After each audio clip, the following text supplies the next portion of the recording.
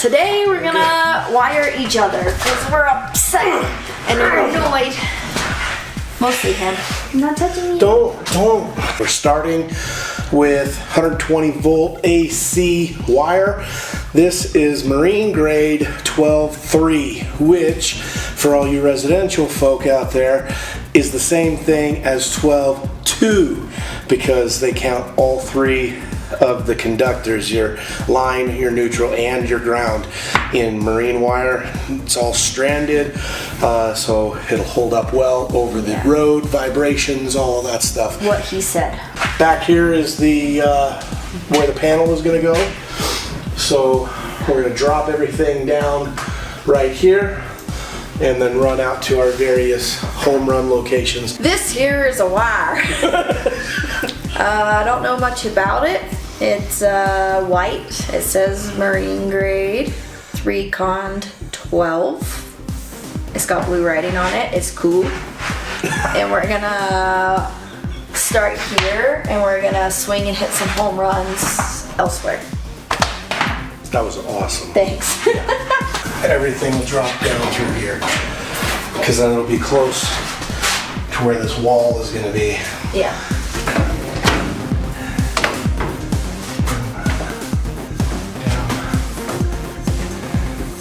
Through there and then through here. So let's feed this side so we're home running to that plug right there.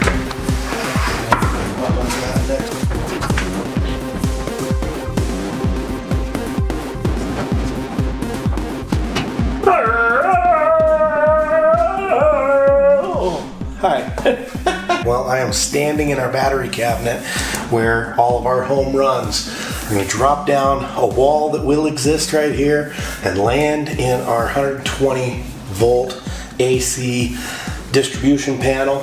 We have all of our home runs here all marked up so we know where they all go to. Hey, you got your toolkit on you? Yep. You ready to work? Yeah. Okay.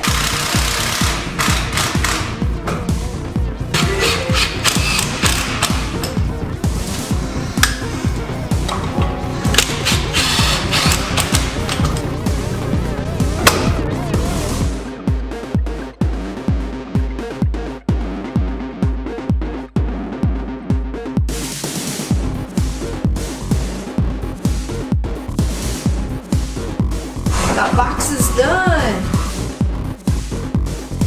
Alright, so we had to create a cross brace for the middle of the ceiling here for a heater that's going above our shower. It's a little electric forced air heater, and it takes a decent amount of power, so we have a 15-minute timer switch on it, and that's the only way you can power it on.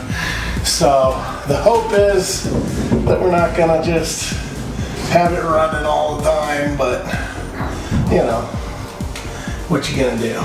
Just gotta screw it in now. But my wife done stole the screws.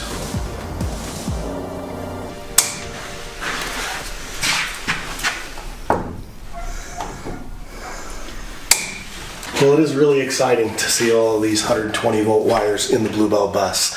Now this is a little bit more of an intense 120 volt system than you find in most Skoolies, and that's because, as we discussed in the last video, every switch and control relay for the 12 volt loads still requires 120 volt AC power. And although that's going to be a pretty low usage wattage on the 120 volt system, they still require 120 volt AC to power them up.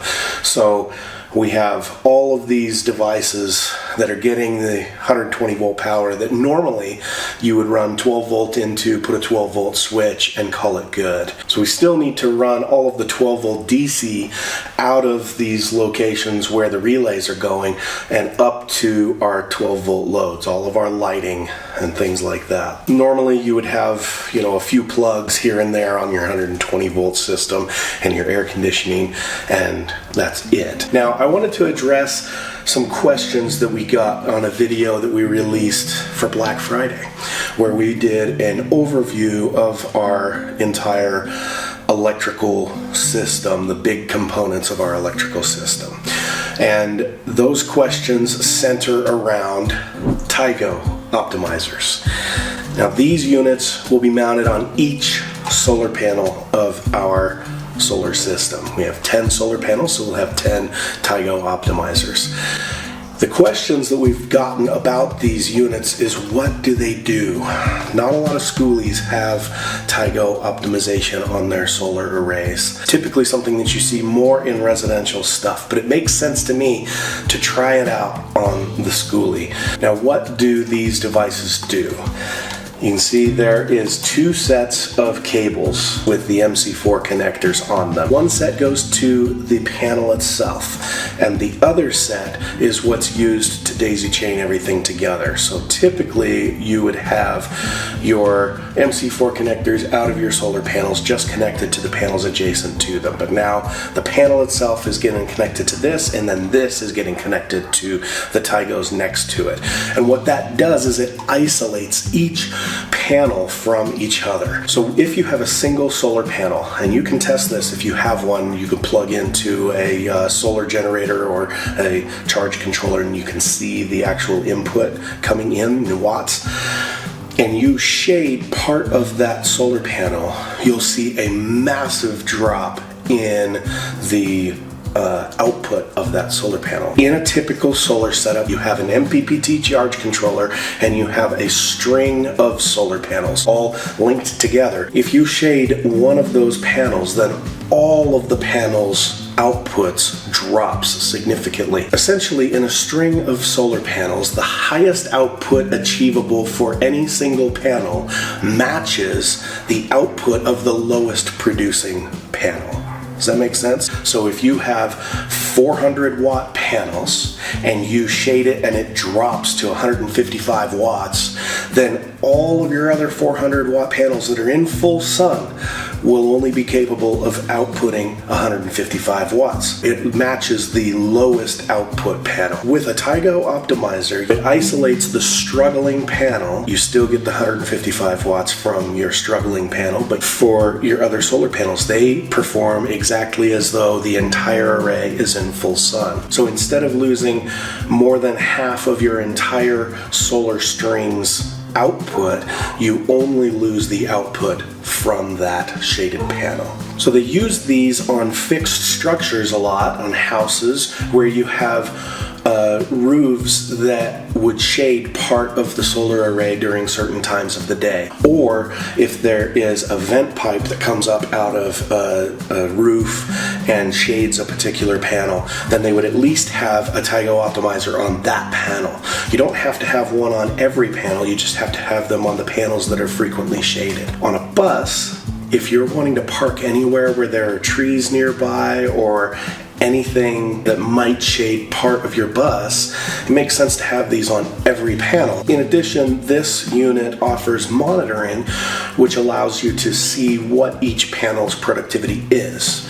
So you can actually, panel by panel, see what your total wattage is for that panel, as opposed to normally you only see it after the MPPT charge controller, where it shows you your total wattage produced, but it doesn't show you if you have an issue with a specific panel. If you want that monitoring, then you also have to have this. This is a Tigo access point. You also need a CCA from Tigo, and that will allow the communications from these optimizers to come through so that you can look at it on your phone or your computer and you can see what each panel is doing.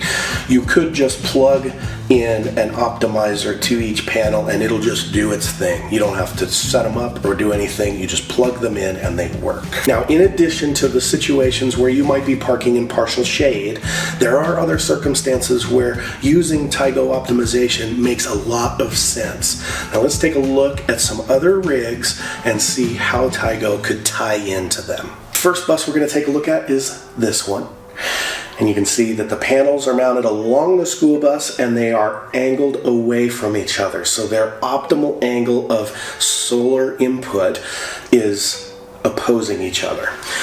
The issue with this is if you park the bus with the sun on one side, then the panels that are facing the opposite direction will dictate your maximum amount of solar input for the entire system. Now, there is a way that you can fix the entire system suffering from this type of situation without using a optimization device, and that would be to have two MPPT charge controllers, one for each side of the school bus, so that the side that is facing the sun is capable of outputting its full potential, and the side that's facing away from the sun is able to output its maximum capabilities given the environmental factors. So your total system drop is half of what it would be if you had them all on one string. Now, in the case of using Tigo Optimization, if you had each of these panels optimized, then you would have that same effect of these panels producing 90% or above and these panels producing 65% because of the angle of the sun being less optimal for them. Now let's look at another rig. This bus here has solar everywhere that it can on the roof, but you can see these vents and rooftop AC and things like that produce shading points for different times of the day, and it's less predictable depending on the direction that you park. So by having Tigo Optimization on all of these panels, even when one of these panels is getting shaded by the air conditioner that's next to it or the max air fan that's open next to it, the rest of the panels are producing their maximum potential, and that panel just diminishes a little bit. So essentially having Tigo Optimization on each panel is the same thing as having each panel wired directly to its own individual MPPT charge controller. It's just much more simple because the Tigo Optimization devices are waterproof and capable of being up there under the panel. They're designed to be mounted to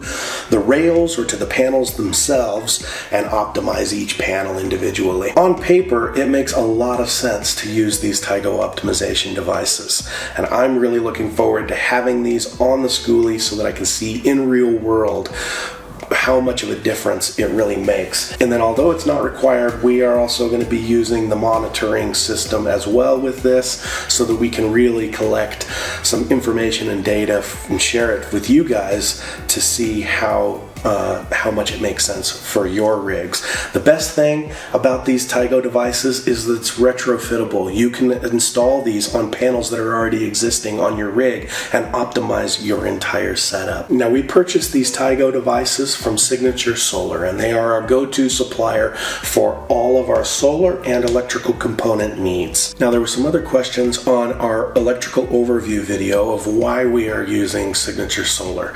And I guess long story short is we're good people. We like good people. And Sigature Solar, every time that I have spoken with anybody over there, asked them questions, using them as a sounding board, making sure that certain devices are correct for the application that we're wanting to use them for, they are nice people and they give good sound advice. And at the end of the day, it seems, of course they're a business and they're trying to sell stuff, but it seems like they are willing to just give you the advice regardless if you're going to purchase the things from them or not. And I appreciate that. I don't need some used car salesman trying to strong arm me into buying the most expensive and elaborate system that I don't really need just so that they could make a quick buck.